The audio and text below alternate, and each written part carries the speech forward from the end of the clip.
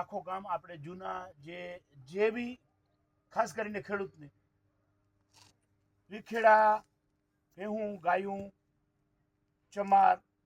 વાળંદ, મુંડલા વણે ઈ બધી ચીજના પુતરા ઊભા કરીને આટલી જગ્યામાં એક શાકભાજી વેચવાવાળો, ભેહું દોયાવાળી બાયું પાણી કાઢે, એમાં કોહર. પછી મેં મારા ભેરા જે હતા ને એને કીધું કે આ જે બાપો બેઠો ને એની આગળ હું ખોરામાં બેઠો હતો,